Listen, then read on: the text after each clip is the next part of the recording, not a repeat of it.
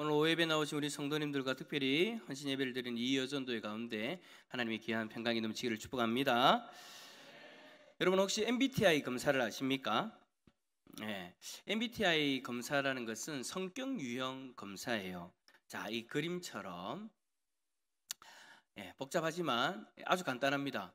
위에 거 두 개가 하나, 위에 거 밑에 두 번째 거 하나, 세 번째 거 하나, 네 번째 거 하나, 양쪽에 하나씩을 선택되어지는 그거예요. 그래서 위에가 E, 밑에가 N, 밑에가 T, 밑에가 P 될 수도 있고, 아니면 한 줄로 ESTJ가 될 수도 있고, 한 줄로 INFP가 될 수도 있고, 왔다 갔다 하면서 한 줄에 하나씩 선택되어지는 거예요. 자, 그런데 여기 보니까 이제 위에 줄은 뭐냐면 성격이 외향적이냐 내향적이냐, 두 번째 줄은 뭐니까 감각적이냐 직관적이냐, 그 다음은 사고적이냐 감정적이냐, 그 다음은 판단적이냐 인식하는 어떤 그런 유형이냐라는 걸 가지고 이제 성격 유형을 검사를 하는 거예요. 이 네 부류를 가지고 성격 유형을 검사를 하는데 요즘 TV에 보면 이 MBTI를 자주 언급하는 거 여러분 들어보셨어요? 연예인들 나와가지고 당신은 뭐야 당신은 뭐야 막 그렇게 하는데, 혹시 자신의 성격 유형이 궁금하다 하시는 분들은 제가 한 명을 소개해 드리겠습니다. 공모시라고 제 아내에게 여러분 찾아가시면 저분이 제가 알기로는 자격증이 있답니다. 거기다가 또 우리 교회는 또 한 분 더 있어요. 저 뒤에 우리 박전도사님 또 지금 전문 상담가로 또 활동도 하시는데, 여러분 혹시 성격 유형을 검사하고 싶다, 내 성격은 도무지 모르겠다, 나는 어떤 사람인지, 아니면 내 남편의 성격은 도무지 어떤 사람인지 모르겠다, 몇십 년을 살아도 이 사람의 성격을 내가 알 수가 없다 하시는 분들은 제게 말씀을 하시면 제가 한번 좀 이야기를 해서 제 이름으로 공짜로 검사받을 수 있도록 여러분 가셔가지고 제 이름 대시고 김우길 목사님이 보내서 왔는데요 하시고 저 두 분에게 마음에 드는 분 한 분에게 찾아가셔가지고 성격 유형 검사를 하시면 친절하게 질문지 값만 받으시고 아마 해주지 않을까. 만약에 검사비를 다 받는다 하시면 저한테 와서 얘기를 하십시오. 그럼 제가 저녁에 좀 이야기를 해가지고 쇼부를 보도록 하겠습니다.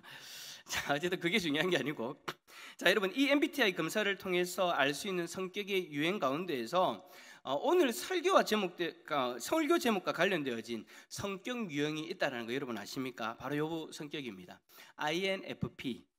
이 INFP를 뭐라고 하냐면 열정적인 중재자다, 그런 성격을 가지고 있는 사람이다, 성격의 유형이다라고 그렇게 이야기를 한대요. 저는 여러분 솔직히 MBTI 잘 모릅니다. 저도 제 성격이 하도 희한해가지고 제 성격은 어떤 성격인가를 알고 싶어서 검사만 한번 두세 번 정도는 해본 적은 있는데, 어쨌든 이 INFP는 열정적인 중재자라는 어떤 그런 성격 유형을 가지고 있대요. 그래서 이 성격 유형의 사람들은 자신에게 가치 있는 것을 추구하고 이상주의적인 어떤 그런 면이 강하다라고 이야기를 합니다. 그래서 다른 사람들에게 동정심도 강하고요, 타인의 감정에 대해서 이해와 공감을 잘 할 수 있대요. 근데 이 유형의 특징을 가진 사람들이 가지고 있는 직업이 교육자, 의료진 아니면 중재자와 관련되어져 있는 그런 일들을 많이 한다고 합니다. 자, 우리 중에 INFP 이 성격 유형을 가진 사람이 여러분 누가 있을까요? 중재를 잘한다, 남을 공감해주기도 하고 막 그런 거 한다. 저는 솔직히 잘 모르겠더라고요. 제가 뭐 MBTI를 배운 적이 없으니까. 그래서 제가 어제 저녁에 집사람한테 물어봤어요. INFP가 우리 교회에 누가 있을까? 검사를 하지 않고도 알 수 있지 않을까 싶어가지고 물어봤어요. 물어봤는데 집사람이 하는 얘기가, 성도님들은 잘 모르겠고 당신이 INFP라고. 아니 저는 솔직히 여러분 이게 받아들여지지 않습니다. 왜냐하면 여러분 아이가 내향적이에요. 외향적인 건 E거든요. 그래서 저는 옛날에 여러분 검사를 하기를 제가 알기로는 E로 알고 있어요. 그래서 ENFP로 알고 있는데 제 집사람이 저에게 INFP라고 이야기를 하는 거예요. 아니 아이는 내향적인 사람인데 이렇게 외향적인 사람이 어떻게 아이가 될 수 있냐. 그래서 저는 여러분 한두 번 이 이야기를 들은 게 아닙니다. 집사람은 저보고 당신은 아이야, 당신은 아이야, 아니야 나는 이야 이야라고 막 그렇게 하는데, 근데 어느 순간 가만히 이런 생각이 드는 거예요. 20년 동안 가장 가까이에서 나를 본 사람인데, 나는 나에 대해서 오해를 할 수 있지만, 잘못 알 수 있지만 20년 넘게 내 바로 옆에서 나를 지켜본 사람인데, 자, 이렇게 하면 또 계산을 합니다. 목사님 지난주에 분명히 결혼한 지 20년 됐다고 하는데 어떻게 20년 넘지? 여러분 연애는 안 했습니까? 그죠? 연애 1시간까지 치면 20년이 넘는 거예요. 자, 20년이 넘도록 내 바로 옆에서 나를 가장 잘 관찰하면서 지켜봤던 사람이 아내인데, 그 아내가 저보고 아이라고 하면 이거 진짜 내가 아이일 수도 있겠다라는 생각이 드는 거예요. 여러분 제가 왜 이라고 고집을 피우냐면, 제가 20대 때 검사했을 때 이였어요. 너무나도 확인한 이였어요. 그래서 그때 당시에 ENFP라고 제가 기억이 나는데, ENFP만 모아놓으니까 제일 시끄러웠어요. 외향적인 사람들만 모아놓으니까 제일 시끄러웠어요. 말도 많고 탈도 많고 막 모여있는데 이 같은 이인데도 정신 못 차릴 만큼 저보다 더 대단한 이들이 저의 정신을 혼미케 만드는 그런 일들이 일어나더라고요. 그 무리들 가운데 있어서 제가 이라고 저희가 고집을 했는데, 왜 아내는 나보고 아이라고 할까를 고민해봤어요. 고민해보니까, 가만히 생각해보니까 그 이유를 알겠더라고요. 사역을 하면서 김옥일 목사의 성격이 바뀌었구나. 원래는 이 내향적으로 막 하고 싶은 말 하고 막 떠들고, 여러분 예전에 기억나십니까? 제가 해운대교회에서 청년일 때 저희 같이 계시던 전도사님이 저보고 제발 좀 조용히 좀 하라고 했다는 이야기. 그때 그렇게 떠들고 시끄럽게 하면서 목소리도 컸던 사람이 사역하면서 내향적인 성격으로 바뀌어버린 거예요. 그래서 E라는 기질이 조금 있지만 I의 기질이 더 크게 드러나고 있는 게 저의 지금 모습이더라고요.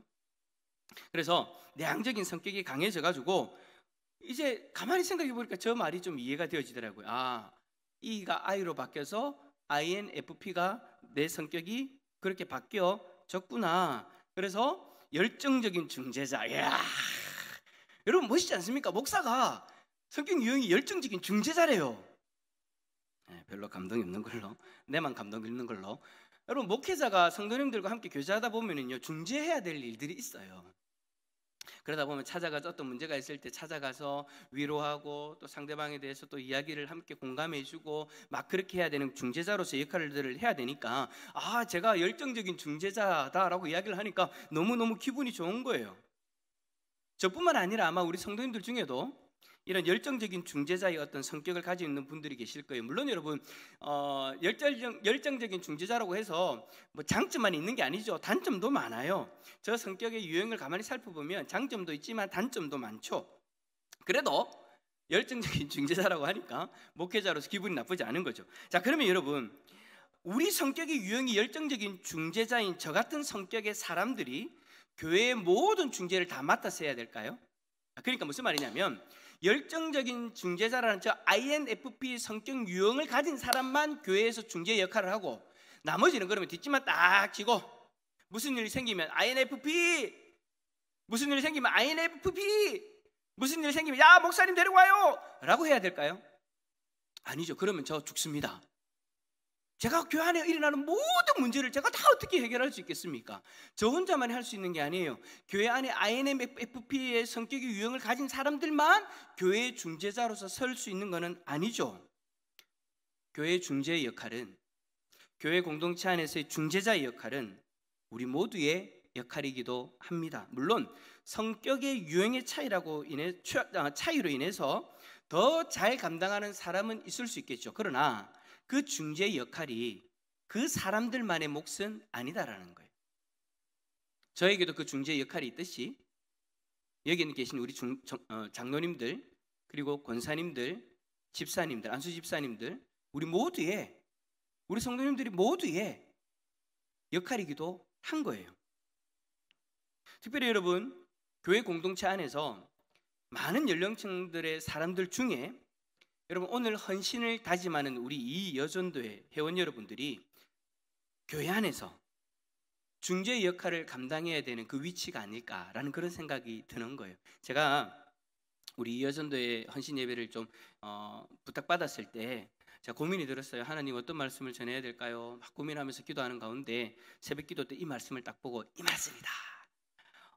오늘 이 말씀이 우리 이여전도회와 너무너무너무 잘 어울리고 이 말씀의 어떤 주제가 우리 이여전도회가 서야 될 교회 안에서의 역할과 너무너무 관련되어진 말씀이다라는 생각이 딱 드는 거예요. 우리 이여전도회가 위치가 그렇잖아요. 위에 선배님들과 아래에 후배님들 그 사이에서 중재하면서 조율하면서 교회의 많은 일들을 감당하고 계시잖아요. 나 지금요. 나 진짜 솔직히 너무 떨었습니다. 계시잖아요 했는데 아무도 아멘 안 하면 어떡하지? 순간적으로 갈등하면서 했는데, 그래 감사합니다. 우리 이 여전도의 회원 여러분들의 위치가 딱 그런 위치예요. 교회에서 중재자의 역할을 해야 되는 그 위치. 그래서 교회 안에서 이 중재자의 역할이 너무너무 중요하잖아요. 다른 헌신도 중요하고 다른 섬김도 너무 중요하지만 이 중재자의 역할이 교회를 평안하게 해주는 그런 역할인 거예요. 그래서 너무 중요하죠. 그래서 우리 이 여전도의 회원들이 본받을 만한 중재자의 모습이 누가 있을까? 가만히 생각해 보니까 오늘 성경에 나오는 인물과 또 다른 한 분이 계시죠. 첫 번째가 바로 우리 예수님이에요. 자, 여러분, 우리 예수님은 이 세상에서 완전한 중재자이시죠. 근데 여러분, 우리 중에 누가 예수님의 중재를 완벽하게 따라갈 수 있겠습니까? 제가 왜 이렇게까지 이야기를 하냐면 그 이유가 예수님은 우리와 하나님 사이를 중재하신 거잖아요. 우리와 하나님 사이를 중재하기 위해서 자신의 생명을 내어 놓으셨죠.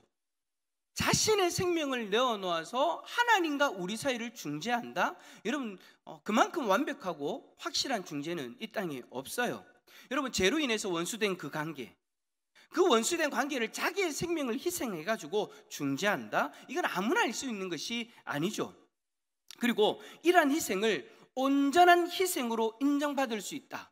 그러니까 하나님 앞에서 우리의 누군가의 희생이 온전한 희생으로, 완전한 희생으로 받아들여져서 인정받을 만한 분은 여러분 예수님 말고는 없어요.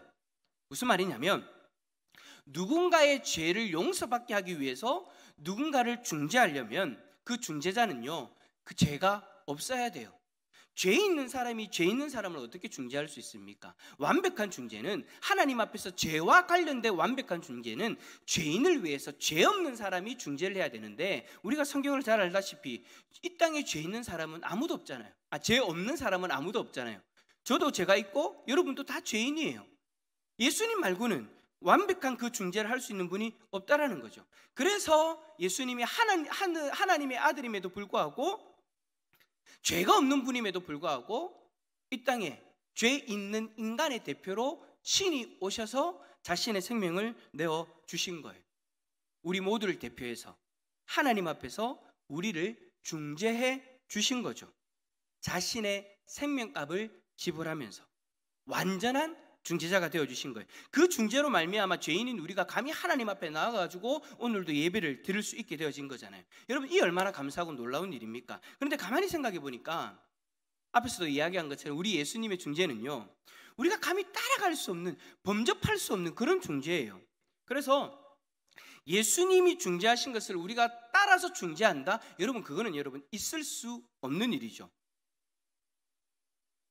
감히 우리가 할 수 없는 일이다라는 거예요. 혹시나 여러분들 누가 하나님 앞에서 내가 이 사람의 죄를 위해서 대신 죽겠습니다, 여러분 절대 그런 말 하지 마세요. 하나님 그러십니다. 네 죄는, 따라서 합시다. 예수님의 중재는 따라할 수 없다. 그러한 중재자는 여러분 예수님 한 분밖에 안 계시는 거예요. 물론 예수님이 요한복음 15장에서 말씀하신 것처럼 예수님이 우리를 사랑한 것 같이 우리도 서로 그렇게 사랑해야 돼요.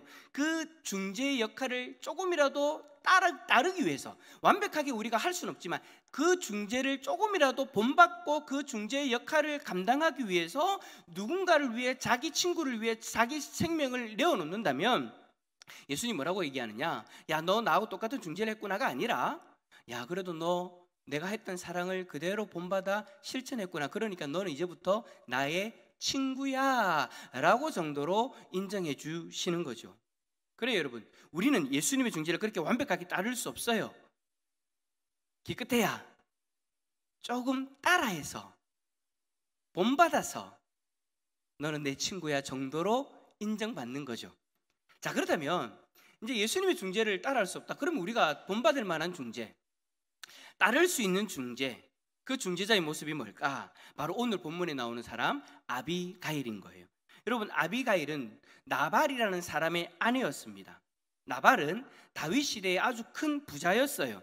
다윗은 여러분 사무엘이 죽자 자신을 물질적으로 지원해 줄 수 있는 사람이 필요했는데, 이전에 광야에서 나발의 목자들을 지켜주고 돌봐준 적이 있다라는 것을 기억하고 그 나발에게 내가 예전에 너에게 이렇게 은혜를 베풀어 줬으니 이제는 너도 그 은혜를 좀 갚아줬으면 좋겠다, 나를 도와줬으면 좋겠다라고 도움을 요청해요. 그런데 여러분, 이 나발이 말입니다, 아주 나쁜 사람이에요. 사무엘상 25장 3절에 보면 이 나발은 완고하고 행실이 악한 사람이었다라고 그렇게 기록하고 있어요. 그러니까 누군가에게 은혜를 입었어도 그 은혜를 원수로 갚는 사람, 아주 나쁜 사람이었어요. 오죽하면 여러분 오늘 본문의 말씀에도 아비가일이 자기 남편에 대해서 긍정적으로 하지 않잖아요. 저 사람 나쁜 사람이라고 이야기를 하잖아요. 그래요 여러분, 나발은 그런 사람이었어요. 바로 그러한 모습으로 다윗에게 은혜를 원수로 갚아버린 거죠. 그리고 나서 다윗이 그 소식을 듣고 나서, 야, 나한테 감히? 어떻게 나한테 감히 이럴 수 있어? 내가 너의 목자를 도와줬는데 어떻게 나에게 이럴 수 있지? 어떻게 나를 이렇게 무시하지? 어떻게 나를 이렇게 조롱하지? 다윗이요 여러분, 열받아가지고 화가 머리 끝까지 치솟아 올라요. 그래서 어떻게 하는 줄 압니까? 400명의 군사를 이끌고 나발을 죽이기 위해서 달려가요. 그때 나발의 하인 중에 한 명이 다윗이 지금 그렇게 온다라는 이야기를 듣고 그 나발의 아내 아비가일을 찾아가서 자초지정을 이야기해요. 다윗이 이야기하는 것이 거짓말이 아니라 진짜 그랬습니다. 그 중에 한 명, 다윗이 보호해줬던 목자 중에 한 명이 저였습니다 라고 그렇게 이야기를 하면서, 이대로 있으면 큰일 납니다. 우리 집안 다 끝장나 버립니다. 다윗이 군대를 이끌고 우리를 다 죽이려고 오는데 당신이 좀 어떻게 좀 해보십시오 라면서 부탁을 해요. 자, 17절 말씀 한번 읽어볼까요? 17절입니다 시작. 그런즉 이제 당신은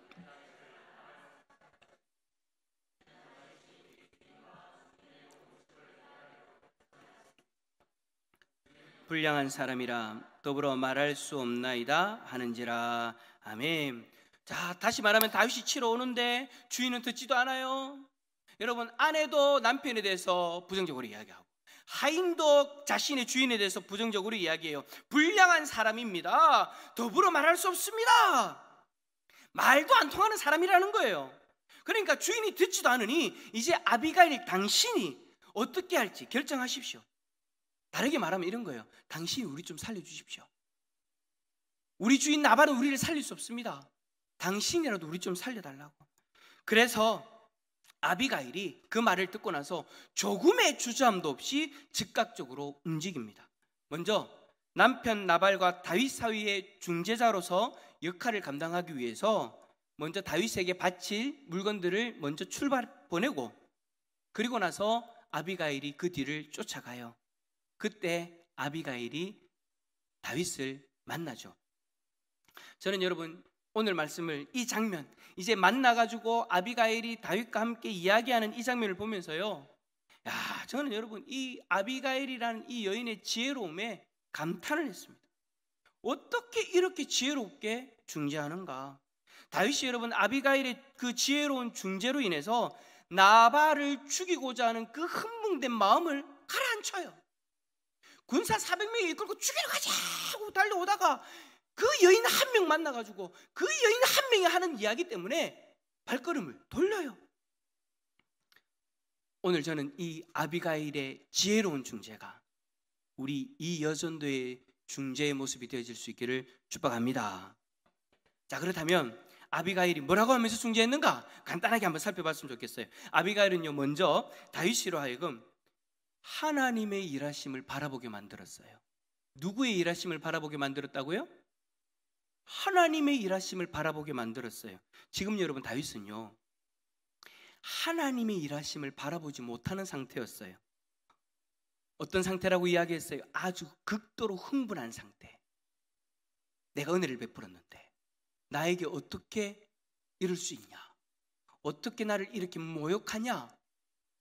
아주 극도로 흥분한 상태에서 하나님의 뜻이 무엇인지는 여쭤보지 않아요. 충동적으로 칼을 뽑고 충동적으로 군사를 이끌고 나발을 죽이겠다고 달려와요. 다윗이 이 상황 속에서 뭐라고 했느냐? 자, 22절 말씀 한번 읽어봅시다. 시작.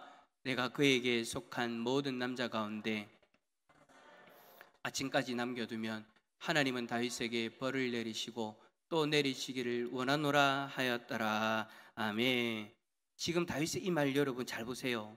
하나님을 언급하죠. 근데 여러분, 하나님을 언급한다고 하나님의 뜻을 드러내는 말은 아닙니다. 하나님을 언급한다고 하나님을 바라보고 있는 말도 아닙니다. 하나님을 언급한다고 하나님의 뜻을 쫓는 모습도 아닙니다.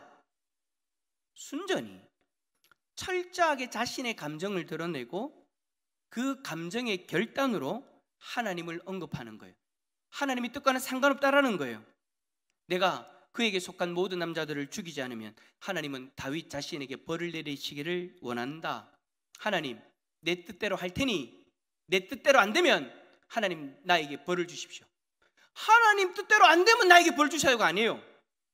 내 뜻대로 안 되면 나에게 벌 주세요라고 그렇게 이야기하고 있는 거예요.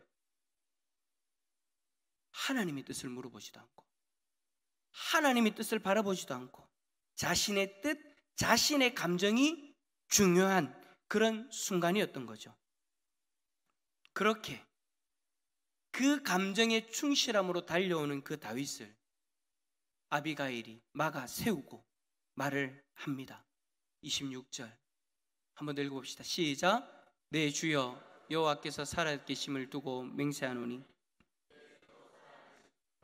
내 주의 손으로 피를 흘려 친히 보복하시는 일을 여호와께서 막으셨으니 내 주의 원수들과 내 주를 헤아려 하는 자들은 나발과 같이 되기를 원하나이다. 아멘. 지금 다윗조차도 자신의 감정으로 인해서 하나님의 일하심을 바라보지 못하고 있는데 아비가일은 완전히 달랐어요.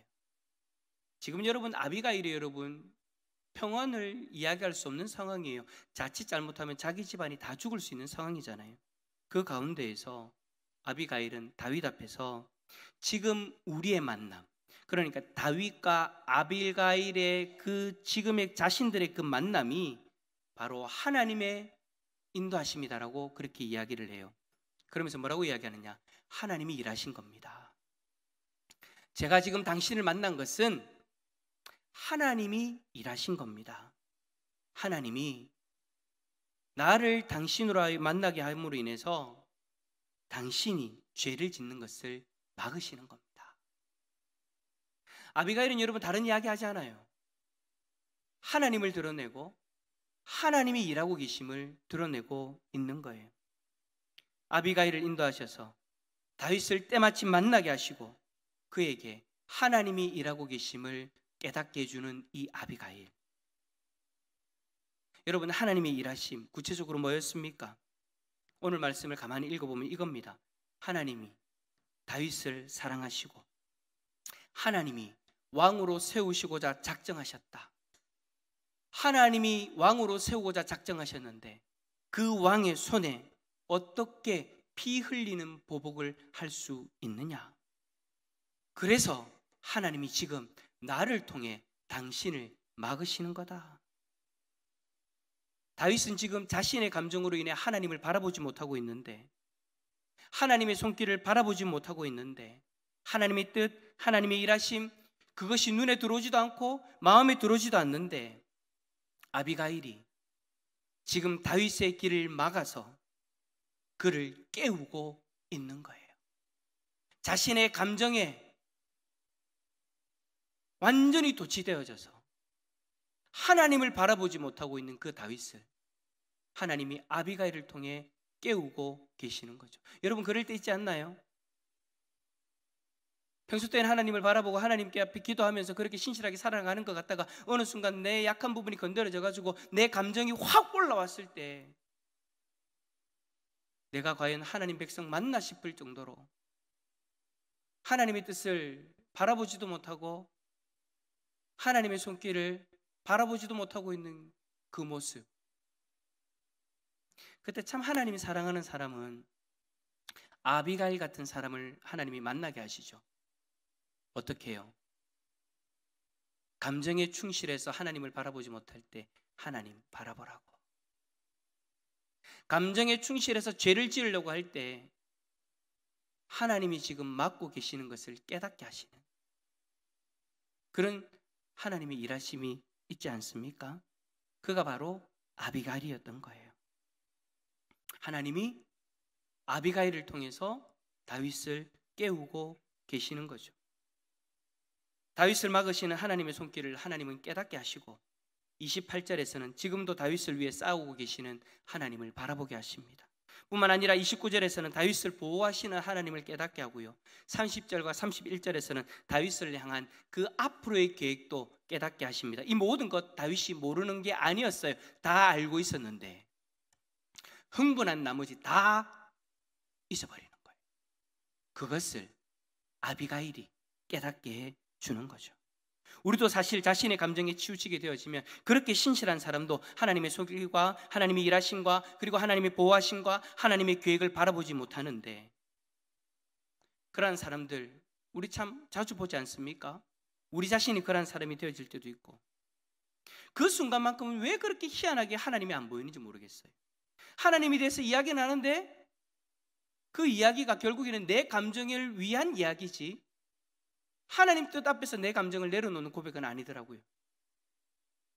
그냥 다윗처럼 자신의 주장을 말하고 하나님을 언급해서 자신의 감정과 주장을 정당화시킬 뿐이죠. 그렇게 되어지면 참 감당하기 힘든 말과 행동들을 하기 시작합니다. 마치 다윗이 칼을 들고 군사들을 데려오는 것처럼.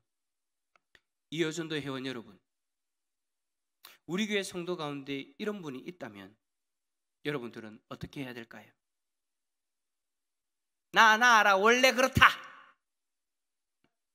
라고 이야기하셔야 되겠습니까? 아니면 에이 내일 아닌데 모른 척하지 하셔야 되겠습니까? 교회 안에 그런 분이 계신다면 오늘 아비가일처럼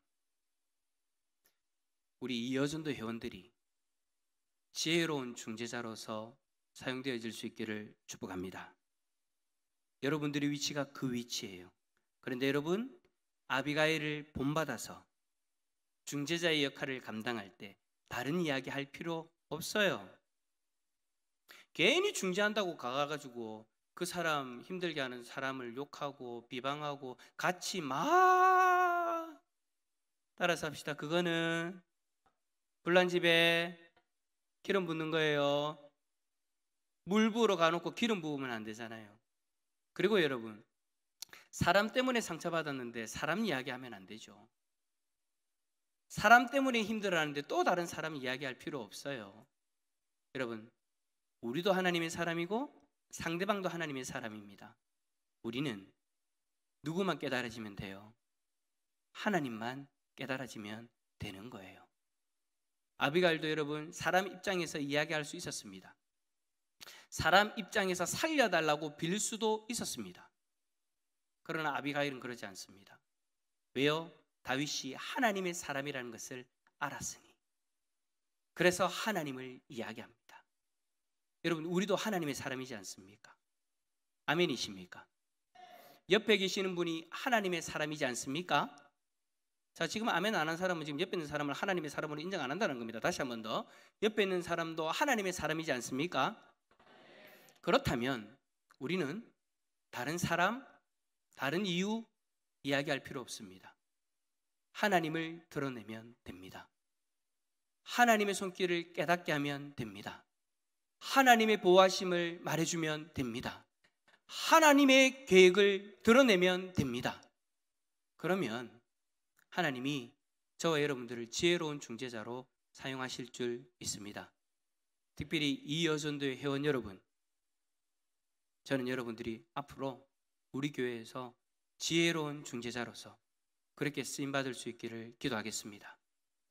귀하게 쓰임받음을 통해서 교회를 더 평안케 그렇게 세워가는 우리 이 여전도회 회원 여러분들이 다 되어질 수 있기를 예수 그리스도 이름으로 축원합니다.